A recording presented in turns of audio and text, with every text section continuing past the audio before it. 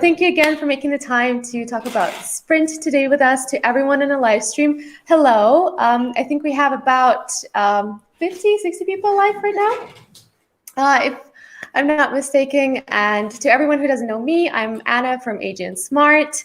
I'm a brand strategist and content lead here at AGS. You've probably seen me on some Instagram stories or received one or the other newsletter from me. So really happy to be on this live stream with all of you. And for those of you who don't know Jake, which I don't think is true for anyone on this live stream, but Jake is the guy who wrote Sprint and Make Time, and also trained millions, billions, bajillions of people about Sprint. So yeah, we're super excited to talk about the design sprint, the methodology that literally changed our company around, and I think a lot of other companies around the world. So I'd say let's jump right into it with interesting questions. You guys will have the chance to ask your questions throughout the live stream, and I will gather all of them. And when we have time at the end of the live stream, we'll get to your questions. So gather all of them up, stamp them in. Ali, our administrator, will gather them and then read them up to me at the end of the live stream. So we'll get to that. But let's start at the very beginning to where the sprint actually started. So we all know that you were frustrated, with useless meetings, the busy work, brainstorms really not being effective. And we all know that was when the sprint started. But how did you actually transform an idea of killing a meeting into a working process? Was there a trial version of the sprint? Was there a pre-designed sprint? And how long did it take you to get the process defined? Yeah, so how did it come about? What was the first design sprint? Where did it come from? Basically, there's, a long, sprawling, boring history of me building products before doing anything like a design sprint that I won't tell you, but it's sort of important to know that I was working in building products professionally for like 10 years before I did the design sprint. And then before that, it had been like maybe another 10 years, just as a kid building, games and websites and stuff by myself. So I had done a lot of repetitions of making things, both by myself and with other people. And what happened was I had sort of started to become aware of working at Microsoft and then at Google, of all the things that, like you mentioned, were kind of slow down the process, all those meetings that are kind of, after a while you realize, like, God, this is kind of annoying. Like maybe everybody doesn't know what they're doing, and I had this experience where I'd been working on this project that had been going on for a couple years. It was like a side project, a 20% project, we called it at Google. It's me and two other Googlers, and we were trying to start this project to make it's basically so you could do video calls, like for like multi-way video calls for business in a web browser. And it was like really frustrating because we had the tech capability to build it, but we just couldn't get people to agree. Like among ourselves, like even among the three of us, we couldn't agree about how it should work. And we couldn't convince anyone else to, classic, right? We couldn't convince anyone else to, like any executives to sort of sponsor it. And like, it was just this sort of ongoing, like blob. And then I spent 1 week with these guys in the Stockholm office where they worked. And because I was only there for a week, we're like, well, look, let's just come up with a prototype. Let's not try to make it perfect, but let's make something that we can use, And we did in that week. We just decided on, okay, the videos can be big on the top and little videos on the bottom. And we had canceled all our meetings. We're all just focused on this one thing. And after that week, we had a prototype of it, and we started to use it on our team. We were on the Gmail team. We started to use it for calls. And then it just started to spread around Google, and pretty soon everybody was using it. And eventually this thing became like an actual product, and it's what's Google Meet today. But what was so cool, I thought, was like, man, all of these sort of waste of time meetings that we're often in, or often it doesn't feel, sometimes it doesn't even feel like a waste of time at the time. You're like, oh, it was a good productive conversation, but it doesn't go anywhere, or all these arguments that are really frustrating. It was like, that week was so different. Yeah. And so that was kind of the first design sprint, but I didn't know it at the time. I didn't call it that for sure. But afterwards, looking back, I was like, that was pretty cool. And I had a Gmail project. We were working on this thing that's called Priority Inbox, and it was another side project somebody had. And I worked in this case in like basically what were 4 back-to-back-to-back design sprints, where each week the engineer and she and I would figure out like what's the design going to look like, and she would build it and launch it to some Googlers who were testing it each week in their regular email inbox. And we would do that week after week. And it was just so different to focus on one thing for the whole week, to come up with a prototype in that week. That was just totally different from the way everything else I was doing worked. And it took me a while to realize, because after those couple of experiences in Stockholm and then with the Gmail inbox, I was doing my regular job for like months trying to execute on the work we had done in those sprints.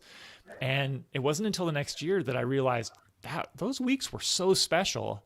And I think there's an opportunity to do something with that elsewhere at Google. And, we should, that was sort of the genesis of this idea that I wanted to create a recipe, and I wanted to try to, bring a team together for a week at a time, see what we could create, see if we could create a prototype and actually get enough momentum to start off those interesting projects. So, but the first design sprint, it didn't look anything like what's in the book today. What was different about it? Well, the first one was like basically I had been exposed to a lot of design thinking workshops, and I had run a bunch of sort of brainstorm workshops that the way I had been taught to do these design thinking workshops. And so I knew that it was powerful to get a group of people together and have kind of a workshop, but I'd also done enough of those over a long enough period of time that I had seen that you get really excited and then like nothing happened afterwards. People just were kind of left with a pile of sticky notes. So my thought originally for the first design sprint, when I was actually intentionally trying to create this thing, was what I want to do is do a workshop with a big team, and then just kind of connect on that sort of week of prototyping afterwards. So the first thing that I called a design sprint, it was in 2010 in the Seattle office, Google office, and it was for this project called it was contacts. That was sort of a part of Gmail, and what they wanted to do is better integrate contact information into Gmail. And people had different ideas. They were kind of arguing about it. And I had convinced my boss, Irene Alice, her name, she was the head of design at Google, that I should have this job where I was basically managing the team in Seattle and running this new thing that I told her it's going to be really cool, called a design sprint, but I had never run one. And she was like, all right, cool. She's like, I can see what you're saying. Like, let's try it out. So big gratitude to Irene for giving me a shot. So the first one, I just basically got together 25, 30 people, and we ran a one-day workshop. And then the rest of the week, I had maybe 4 designers, including me, and maybe 1 or 2 product managers. And we were just locked in this room with no windows in the middle of the building. And we just, every day we're just working on designs on our own. And we just kind of would, mock stuff up and then talk at the end of the day and then do it again and again. And by the end of the week though, we had these 4 sort of competing directions for this contact integration. And then the team, the product manager, chose which one they were going to build, and they just built it, And the crazy part is, because when I look back on that, I'm like, man, that could have gone wrong in so many ways. Having such a big team at the beginning, I've seen that fall apart a lot of times. That's dangerous. Having just 4 people just going for so long, people could have gotten emotionally attached to their ideas. That's a problem. But luckily it worked. The solution that was chosen it's this very simple thing that's now a part of almost every email thing that you use, which is the contact information to the right side of the message. But that was this guy named Jason Cornwell. He actually came up with that in the sprint and designed it, mocked it up, and then they built it. And so what was cool about that was from then on, I could point to that as we did a design sprint and that came out of it. And everybody was seeing it every day in their, in their email.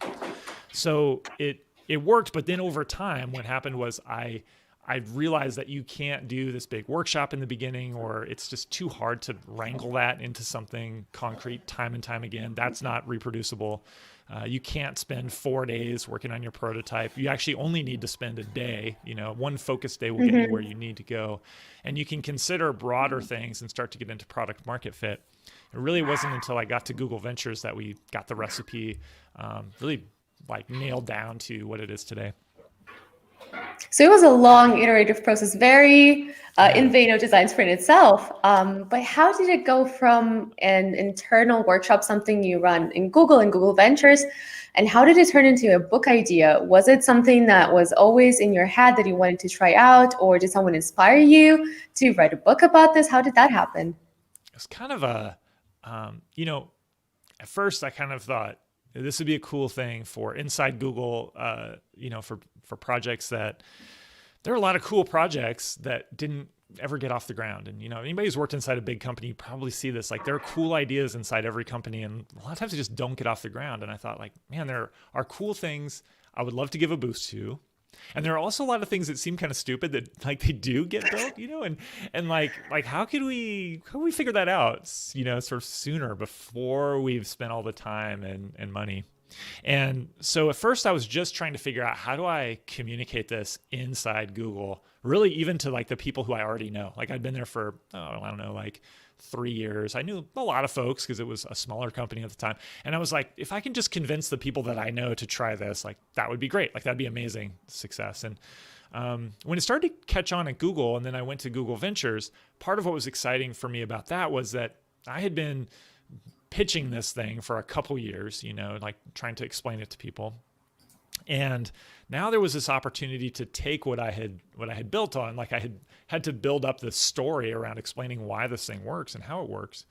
And at Google Ventures, because Google Ventures was new, it was a new venture capital fund, and there were no, startups in Silicon Valley were skeptical of taking money from Google. And so one of the things we needed to do was to build credibility that we're really going to be helpful and we do things that are different from other venture capital funds. And so the design sprint, I'd have the opportunity to tell that story to founders and also to tell it publicly. And I thought by that point I was getting a little bit of confidence that this is kind of special. This really works well. And it'd be cool to share it more broadly. So that was appealing to me. And it also gave me a lot of practice at doing that. And eventually I wrote a series of blog posts about the design sprint to share, because at Google Ventures, again, we're trying to like share the message about how we work. Very different from the way Google was operating at that time. I wouldn't have had the chance to sort of broadcast like, here's the way we work. That wasn't something we were in the mode of doing. And so the thing with those blog posts is that I had hoped people would read the blog post and they would say, oh man, like Jake is so smart. Those folks at Google Ventures are so smart, that design team. I want to work with that design team because they're so smart. And that was like the intent. But what happened was people read this post. They were just like kind of like a recipe for how you run a sprint. And people just like went and ran sprints on their own and it worked for them, and then they were writing back and saying like, yes, it's cool. It works. Which isn't really what I had in mind. And it was a little disappointing actually, because I had kind of thought for a while, starting to think like, I'm really good at like facilitating these things. Like this is really special, nobody else can do this. Well, it turned out like almost anybody could do it if they, if they had the tools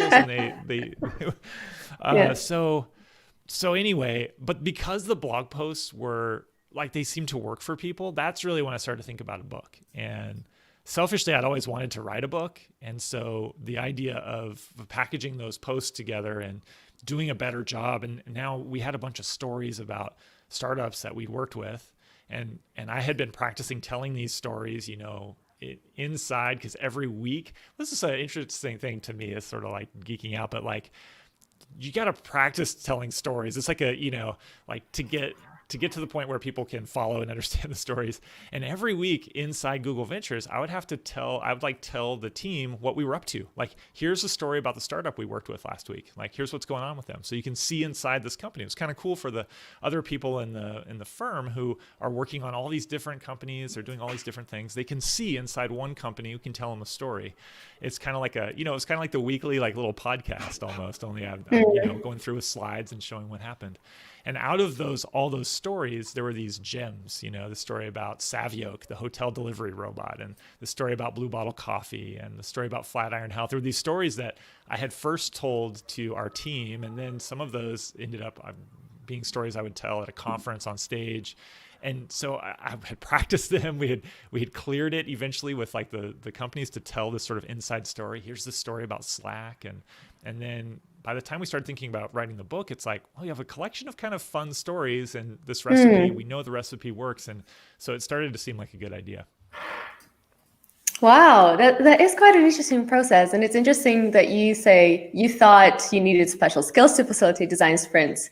And then people, even without a book, just could facilitate it on their own.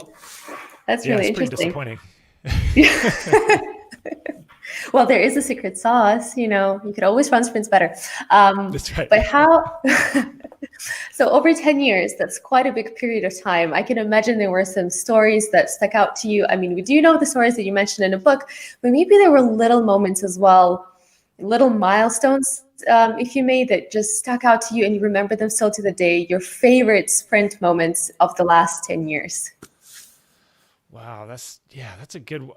I have to say some of the things are like more clear to me that they were special looking back. And I don't know, it's always hard with memory to know how you experienced it at the time versus how much your mind has reshaped it with the benefit of hindsight. But it doesn't really, the answer to that philosophical question doesn't really matter.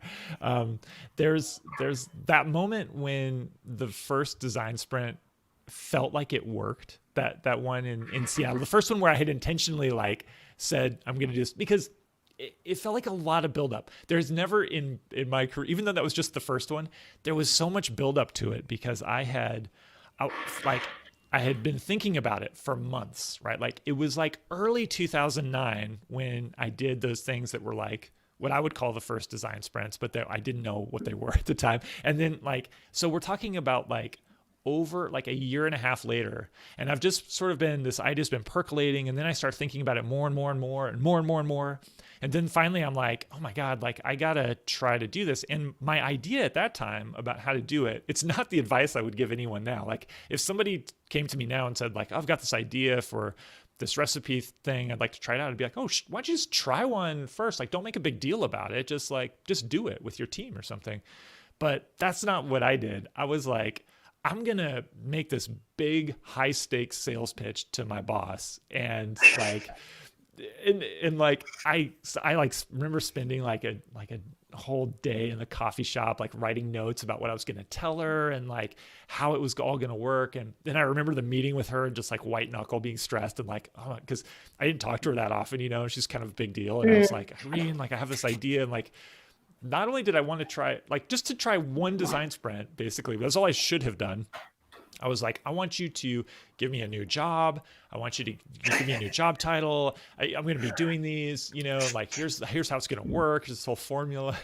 And bless her, for giving me the chance to do it. But that was a super stressful moment. And so when then that first sprint felt like it landed, when it was, I remember being in the room and seeing people doing the work and thinking meta thinking oh my God, it's actually working right now. They're, the thing is kind of working. It's crazy. That was a super big deal. It didn't, I made it a bigger deal than it should have been because of the way I set it up. But it was huge, and I there were some moments when, while I was working at Google Ventures, I remember doing a sprint, and the first one that was 5 days with a test at the end. And it was my, I had just joined Google Ventures, and there's a design team at Google Ventures. There were at the time that I joined, 2 other design partners and a design researcher. And the design partners were working on redesigning the website at the time that I joined. So I didn't really have anything to do. So I was like, oh, I'll just do a couple design sprints. And the first one I did, it was with my my colleague, Michael Margolis. And we were talking beforehand, and he was like, I think we could run a test on Friday. He's like, because I was used to, you recruit customers inside a big company, it takes weeks maybe or months to get people. And he's like, no, he's like, with a startup, I think we can just get people He's like, I'll just post an ad on Craigslist. We'll just get people like by Friday. You just tell me who you want on Monday night. And so that was the first time it was like Monday we start and then like Friday we test, right? Like before we just made a prototype at the end, but to like test on Friday, that seemed crazy. And I remember going through that week and seeing everything kind of click together. It was like map, sketch, decide, prototype, test. It was the first time for doing like one per day. And then running those tests and being like, holy crap, to actually see the test of this thing. Like on Monday we had nothing. And now customers are looking at this startup's product and they're trying it out and using it. Like that was bananas. And it was super cool. And that felt like a really like super, magic moment. And then I think for me, there's always every single sprint that you got to get the decider in the room, and asking that person to come in the room. I'm always like nervous that are we going to have something good to show to this person? I'm always like really laying it out on the line to try to get their time, and sometimes at Google Ventures, these founders were like, they were kind of famous, at least to me, like being a person who's a nerd about tech, it might be like a kind of a famous person to me. And like they're coming in and I was like, oh my God, like my mouth is all dry. I'm like, are we going to have anything that's like worth showing this person? And I've like tried, I've worked so hard to get them in here. And then like when they would come in, again, it's that feeling of like, I like seeing somebody come in and then like it seems to work, and it's not like it's what I did worked. It's like the stuff that the people on their team made, the sketches they made are good or like whatever. But when they come in and then you see them like evaluating, I remember seeing Stuart Butterfield, the CEO of founder Slack, coming in and he's like looking at all the sketches and I'm just like, oh my God, like, is he just going to like turn around and look at me and be like, what the hell? Like what, you wasted our time. You're wasting my time, and then like when he was like, oh, he's like, okay, yeah. I think we should, I want to go with this one. And then like Mercy, she's like the head of product. She's like, well, I think we should go with this one. Okay. We'll do a head to head, great. And I was just thinking like, oh my God, I can't believe it. Yeah. And there were a lot of times like that with these folks who, I was just like starstruck and totally just felt like it was going to fall apart. And I feel like I'm just acting, the role. And then when it works, it's like, oh man. So yeah, it's been a good run. It's been a good decade. Oh, that's great. Like just looking at you telling the stories makes me excited. I wasn't part of those sprints. But that on a flip side, because we know, it's not all rainbows and roses, there's always something that could potentially go wrong. Yeah. Have you ever had a situation or maybe multiple situations where something just went south in the sprint? And if so, could you briefly describe it and tell how you saved the day? Or maybe you also happened to then just share your epic fails with us and we'll laugh at it together. Yeah. I mean, it's kind of amazing that it made it to 10 years because there were so many brutal times in like years, especially the first year at Google Ventures. And I think I mostly worked because nobody was paying like super close attention to what happened all the time, like at Google. So I did it for 2 years at Google.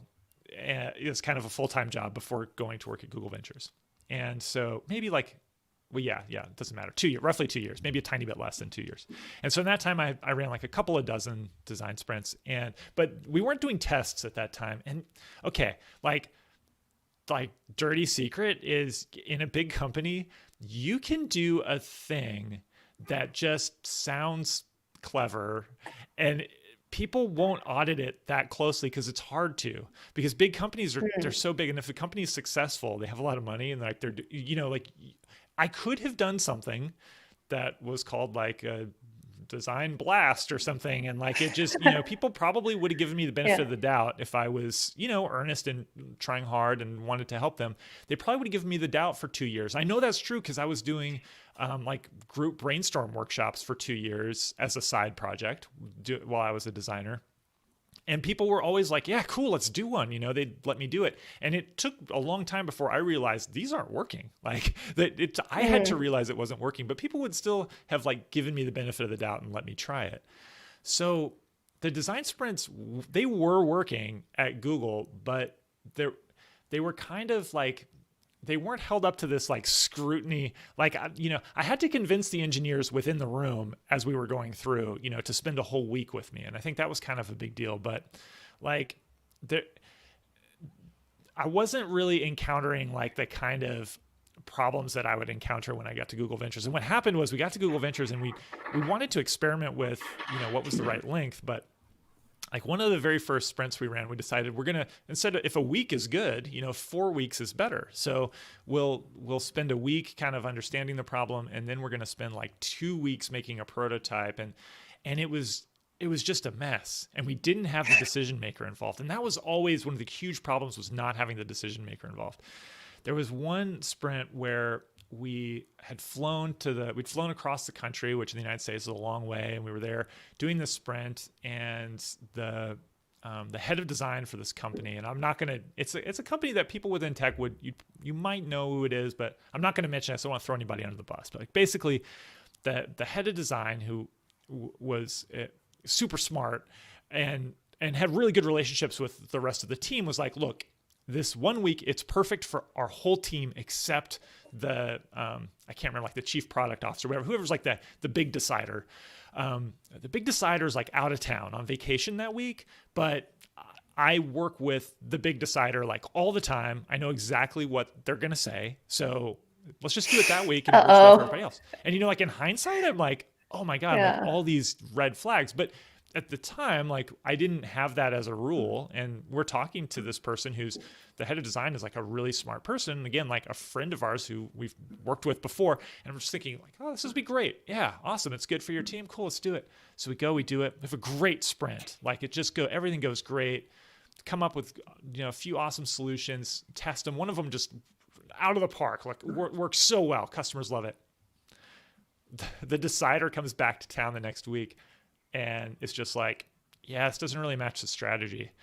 And it was like, that was the worst, man. It was so deflating. It was so deflating, like all that work, and you just are like, oh, it was perfect. And then boom, it was just, like you wasted time.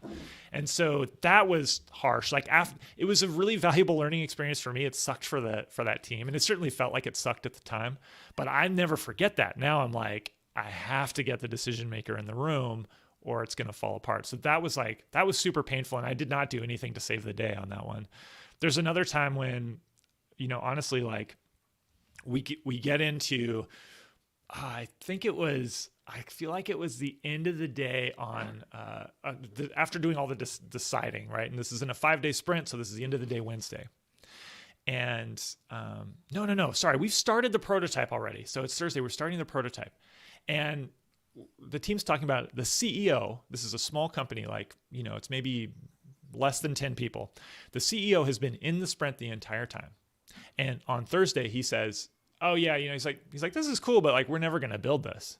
And everybody is just like, what? Like everybody looks at him and is like, what are you talking about? Like they're like halfway done with the prototype. He's like, yeah, I mean, this is an interesting idea, but like, we're never going to actually do this. Right. Like, we're like, the whole time we've been talking about what you thought was the most important part. Like, what are you talking about? Like, it really didn't make sense. It really, like, we were like rewinding, I know John Zaratsky and I are like talking in the hall. We're like, did we give him the wrong idea about what's going on here? Are we unclear about what the point of this is? Did he think this was like a play, And like, but he just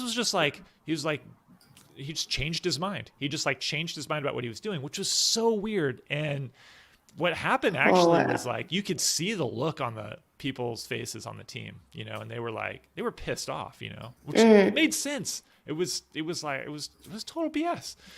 And that company just like fell to pieces like afterwards, right? Like within a couple months, I would say that company was out of business.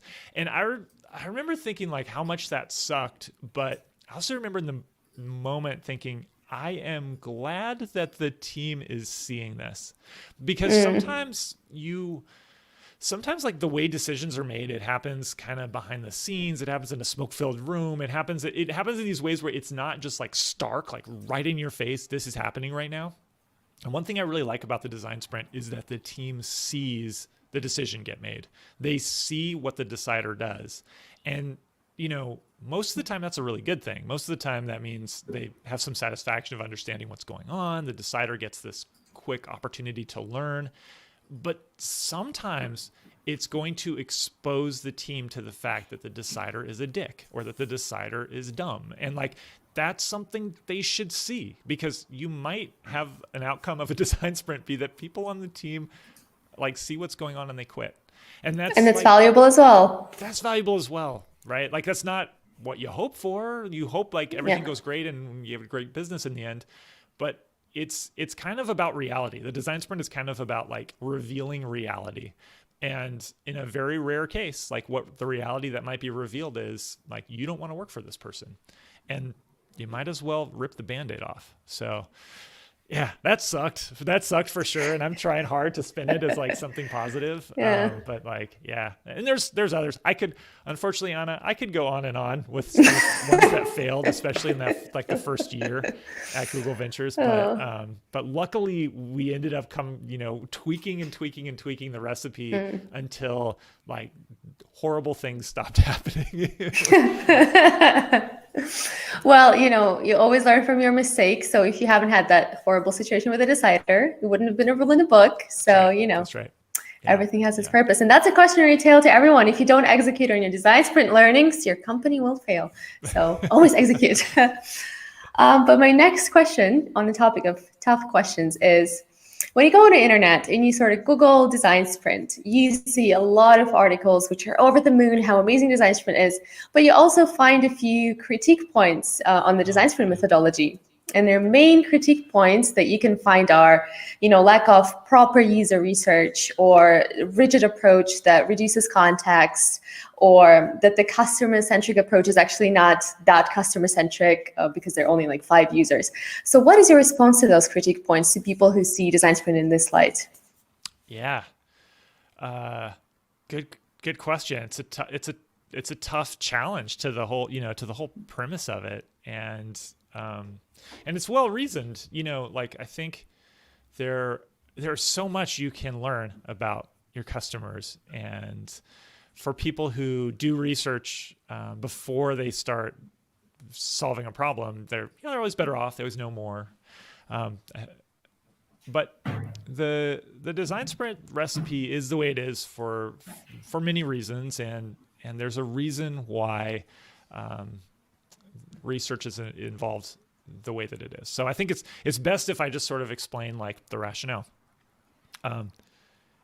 Many of the design sprints that I've run in my career, we do research beforehand. I would say a third of the time it happens. I almost always try to get the team to do research ahead of time. If possible, I want it because I know it gives us a big boost. I know that if we've done research beforehand, it's almost as if the team had already done a design sprint and now they're like ahead of the game. But it's hard to do research beforehand. And it's hard because, some teams, they don't have a researcher. So that could be a big challenge.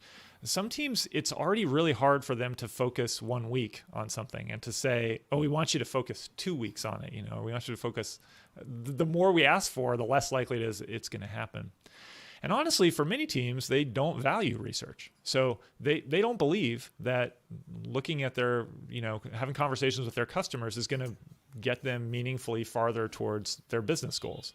And I think that as designers and researchers, who are usually the people who complain about the design sprint, and again, like they have legit arguments, they're not the ones who are skeptical of it. It's the engineers, it's the product managers, it's the CEOs, the executives. And if you want to you want to get people more sophisticated about the way they build products, more sophisticated about the way they think about their customers, I don't think dumping a bunch of research on them first is the right way to do it, because it's a hard sell. It's hard to communicate research effectively. And there's a good chance that even if you sell them on doing the research, that you won't be able to actually deliver the learnings in a great way. I've come across, very few situations where there's such a strong relationship between the researcher and the team that those results, that the researchers are able to find the things that the team's looking for, they understand it well, and they're able to deliver it in a way that's compelling and clear enough to the team. So the thing about the design sprint is we're able to start with where the team already is. They already have momentum. They're excited about solving this problem. Great. Let's just try to solve it. Let's just try to solve it based on your hunches, and we'll reserve judgment about whether you're right or not. We'll let you choose which ones of these solutions you think are best. We'll prototype it. Now we're going to test it with customers, and you'll get to see the results of what happens when your idea is put in front of customers. This kind of research is way easier to execute than exploratory research. So there's a much higher hit rate, there's a much higher chance that you have the personnel to make this work. It's also so much more compelling to the team because they're already invested. They're going to see their thing up, in the hands of their target customers. Now, all of a sudden, this research is interesting. It's not, something that feels very academic that happens beforehand. They're invested in seeing the outcome. And so in a way, I feel like a design sprint's a great way to kind of trick the team into super duper caring about research. And I kind of find sometimes the argument that it like denigrates research, I'm like, hey, you're missing out. Like, this is actually a great way to build excitement about research. But there's another part of this, another like philosophical level that I think is very important to address head on, which is that many people believe that you build successful products and businesses by doing a lot of, you do a lot of research, and then you find insights based on your research. And then you sort of do a design thinking approach that just begins with exploring the world broadly. And I don't think that that's where successful businesses come from. I think successful businesses start with somebody having a hunch. Something sparks for them, and they see an opportunity with a technology, and they think, if I can do this, this is going to really change the people's lives in some way. And a lot of times those hunches are wrong. A lot of times they're wrong. But I think that it's a subset of those hunches are the things that are the most successful products. If you take out your phone and you look at the apps that are on your phone, they came from somebody's hunch. Yeah, they didn't come from open-ended customer research. We would like to think, as design people, we would like to think that we're the genesis of all these solutions and that these open-ended research processes are going to yield them, but that's just not the reality.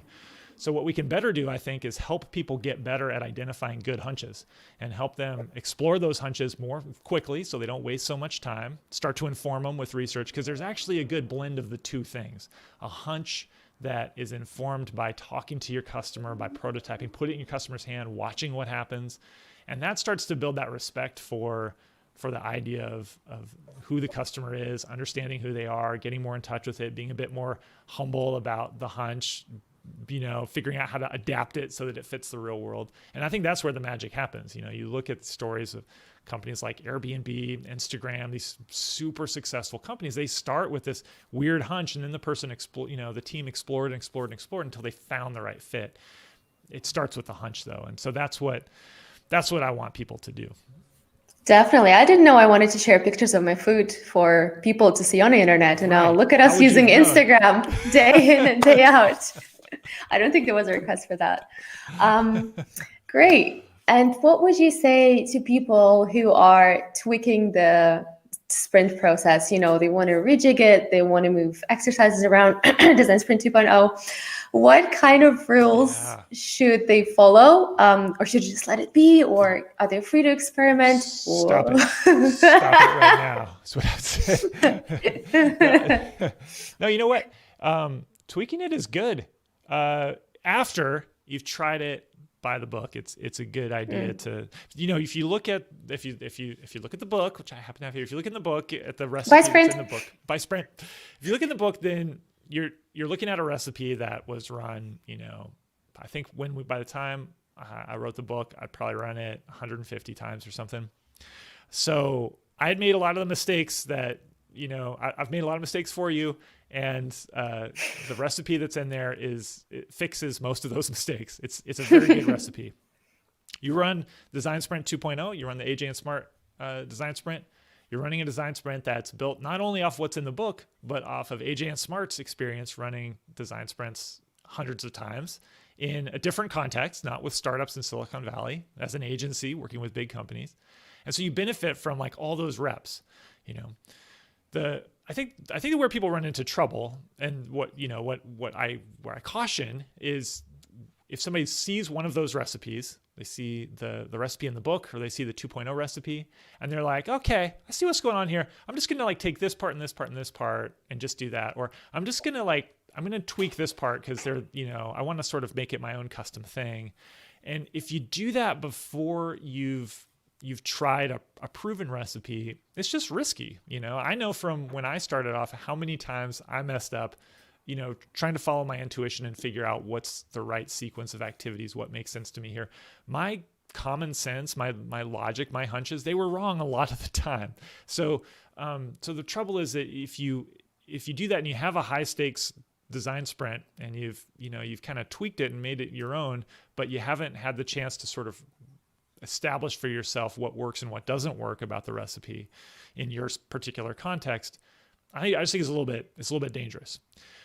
So there's value to the recipes. At the same time, I think that the design sprint is better now than it was when the book came out because of like the design sprint 2.0, where folks have worked on it a bunch and seen ways to modify it that works really well in this environment.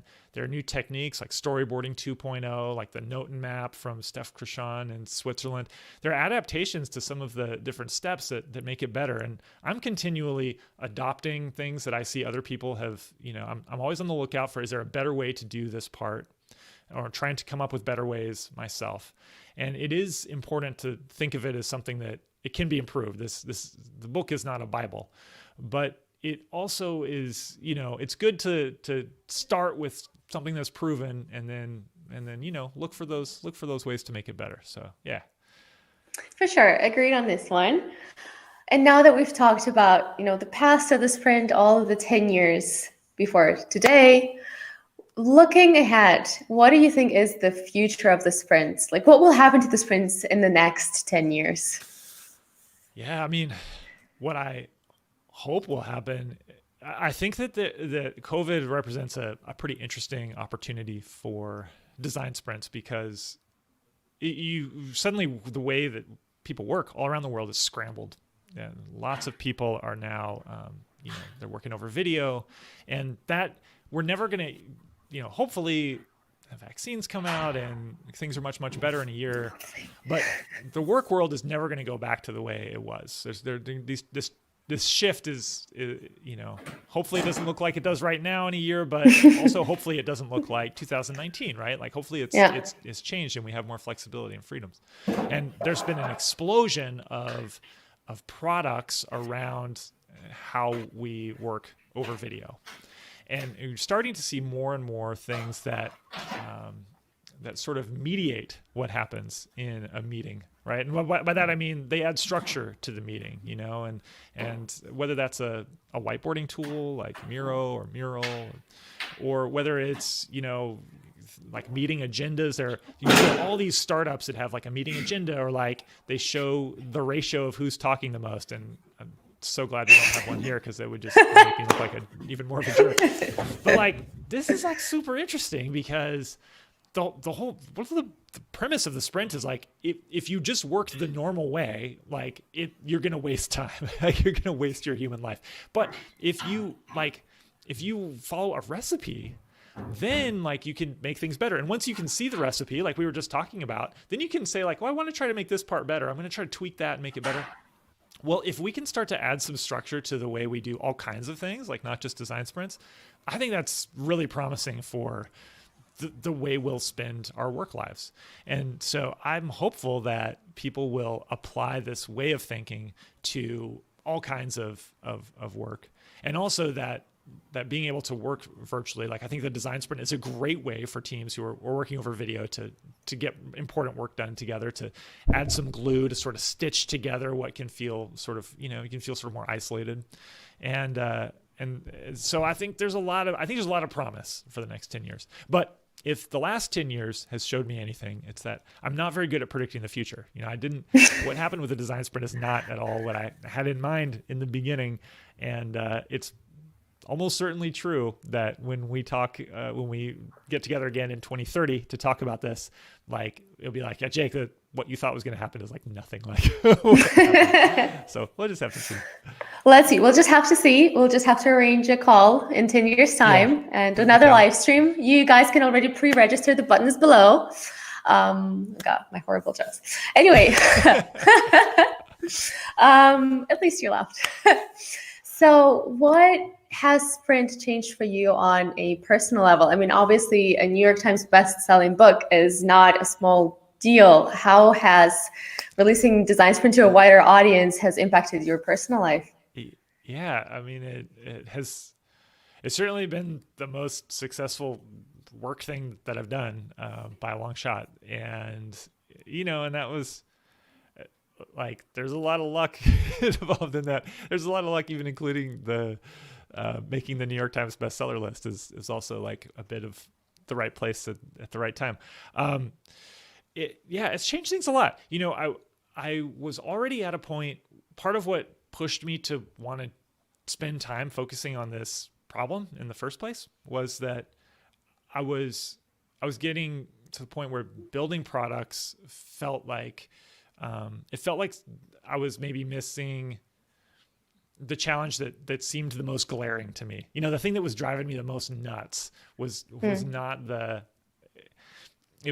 it was not like making the product exist. It was like the way that people are working is so crazy. Like, and so I think that the fact that the design sprint sort of, that it caught on and continues to be interesting to people has allowed me to focus on this thing that I really care about, which is how I spend my time, how people spend their time, trying to help with that sort of fuzzy problem, find a concrete way to help with that fuzzy problem of like, geez, like our human lives are really short. They go by really fast. And if we just sort of react to the default things that are coming at us, a lot of that life will just go by in a blur. And so I feel really fortunate that this stuck for all the reasons that it stuck. And just to be clear, like most of the reasons why it stuck they're not due to any smartness or virtue on my part. It's sort of like being inside Google made it easy to get started. Then having the Google name associated with it when I went outside helped a lot. There's all kinds of things that were just wind at my back on it. But it has allowed me to focus on this kind of a part of a problem that I really care about, how we spend time making that better. I really enjoy helping other people do the thing that they care about and like do it in the best way, in a way that's really true to their passion, like the thing that's motivating them. That's so exciting to me. And so to have gotten to spend 10 years doing that, like I just feel super lucky. It's great. It makes me energized every time I get to sit down and talk about it. Even though it's the same old, I'm mostly talking about this same old first week of a project over and over again. I still find it so endlessly exciting to find out what's going on with your team. What are you trying to accomplish with your business or your like whatever effort you have in your nonprofit, whatever it is, like that's just so exciting to try to figure it out and try to unlock those things. Cause it's sort of, to me, it's like the essence of being human, like this problem solving, trying to make things better thing is cool. We're getting deep. The essence of being human. That's right. If you only remember one quote for this, just the essence of being human. If you want to understand the essence of being human, run a design sprint and buy sprint Exactly. Okay, so we have a little bit of time left. Last question before we jump into rapid Q&A Cool. from the audience. If people want to keep up with what you're doing right now, if they want to stay up to date on your latest things that you're doing, how can they find you? Where should they follow you? What should they do? They should go to jakeknapp.com and sign up for the newsletter there. You should probably check out Jake and Jonathan podcast, just in case. There's a lot to binge listen on. Back episodes to listen to. Maybe there'll be another episode of some kind. Maybe they'll do some other stuff in the future. Who knows? But I don't think that would hurt. Awesome. And now questions from the audience. Anne asks, how to get the right question to ask or concept to explore for a sprint? Well, I think one of the crucial things is asking whether there's a project that is so important that a team of people who you work with, including the decision maker, thinks like this is worth dropping everything for a week. running a design sprint is very expensive in terms of your time. And so one of the key indicators is people's willingness to spend that time. I think for the most part, people are pretty protective of their time, and they, most teams have a lot of obligations going on week to week. So it's hard to stop everything for however long you're going to involve the team for in the sprint. It's going to be challenging for them. If they're willing to do it, that's a good indicator that you have the right project. If they're like, hell no, that's a good indicator that the timing isn't right. Now, that's not the whole picture, but I think that's a big part of it. But another way to look at answering your question is that you want to find a project that it's at the beginning of the project. So things aren't already well underway. There's still a lot of, and there's a lot of uncertainty about what the form of the solution is. And there's high cost involved. So you're going to spend a lot of time building this thing, or it's going to be expensive to build it, or there's like a big opportunity cost or a big reputation cost if you get it wrong. So when those things are in play, high stakes, and you're at the beginning, that's usually a good time to run a sprint. Great.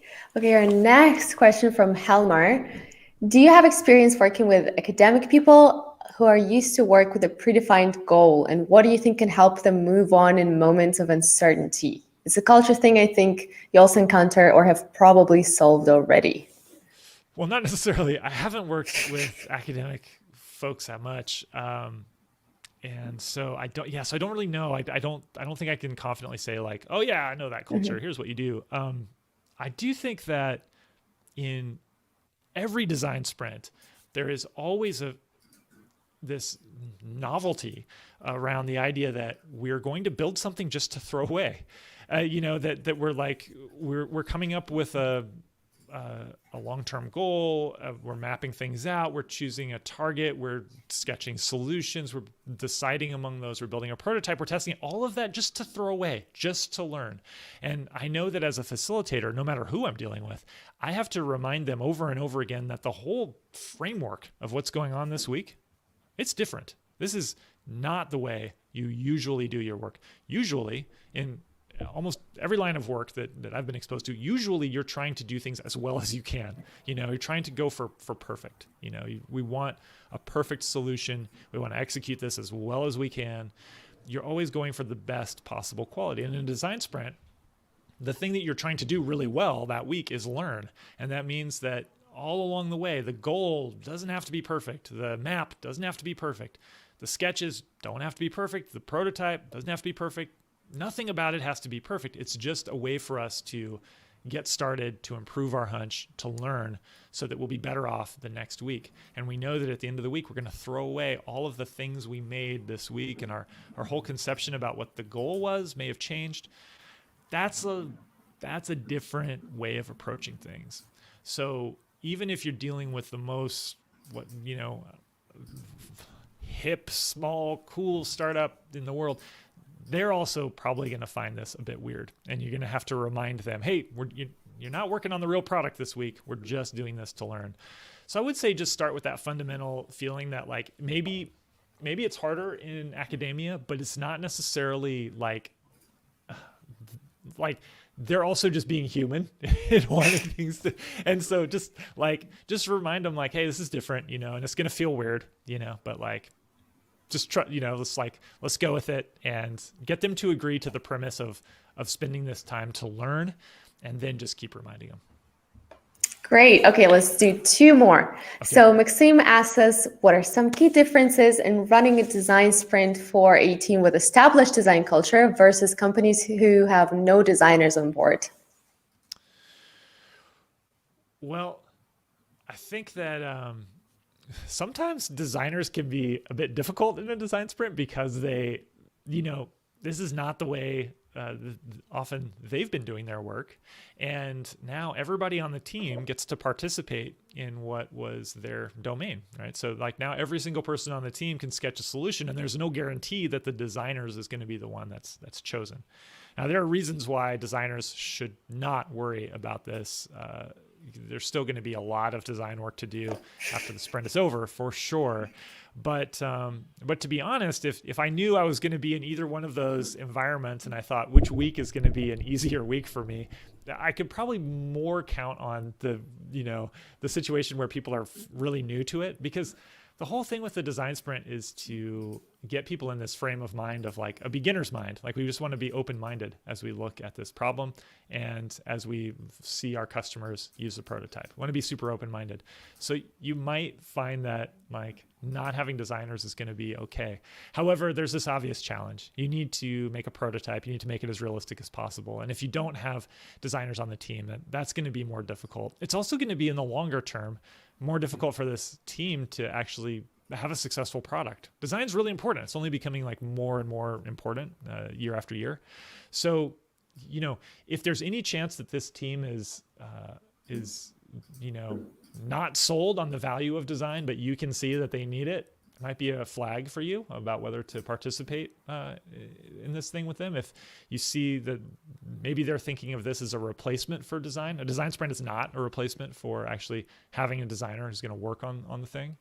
And, if there's a chance that they might be bringing a designer on in a week or a month or 2 months, it might be better to wait until that person is on board and able to participate. So those are just some thoughts about that situation.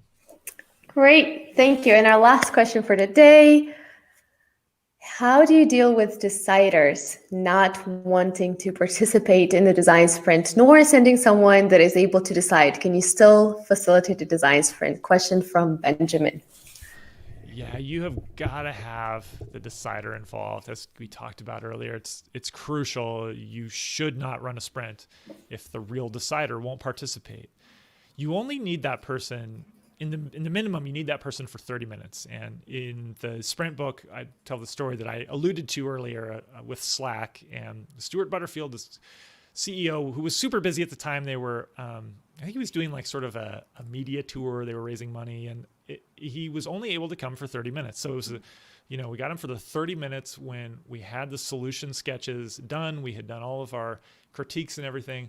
All we needed him to do was choose one. But when he came in the room, we had to, I walked him through, here's our map, here's the long-term goal we're going for, here's the metric, here are key questions we've identified, here are the solutions folks came up with.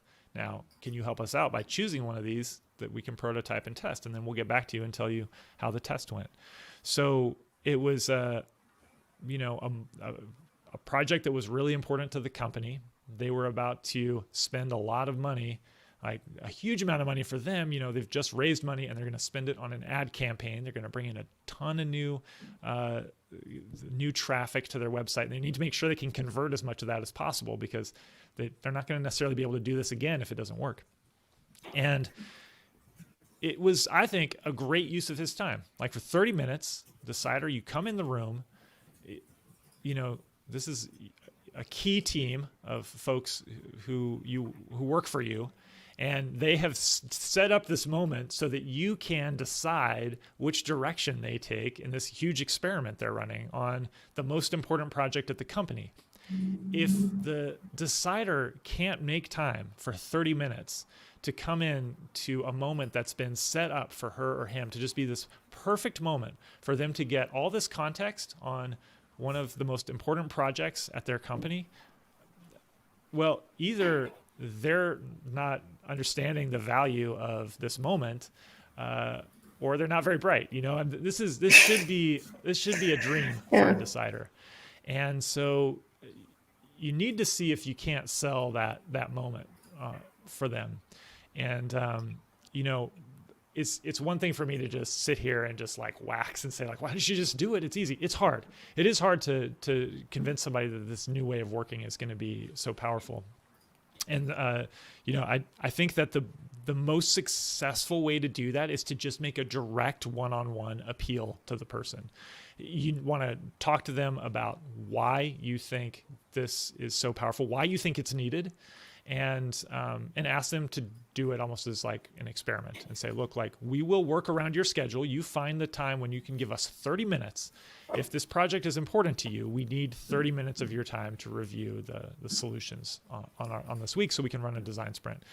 And, you know, if it's not valuable enough to them to spend 30 minutes, I think you need to ask yourself, is this project actually worth investing in? Like if the decider won't show up for 30 minutes, why are we doing this? You know, and those kinds of things, like I've worked on projects where we should have had that conversation, you know, it was easy enough as a team for us to just like keep working on it. We should have had the conversation of like, why is the decider not paying any attention to this? You know, so I wish you the best with it. It's a tough one, but try to make that one-to-one direct pitch. Ask them to tell them why you want to do it and see if you can get them invested in it. And also, Benjamin, from my side, you can search up AMR ROI of design sprints on Google, and you'll have an actual research on the ROI of design sprints that a colleague of mine, Amr, conducted. So maybe that will make convincing your decider easier.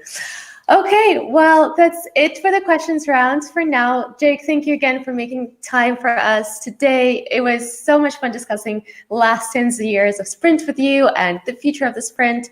Now, everyone, go buy the sprint book, go out and facilitate a sprint on your own.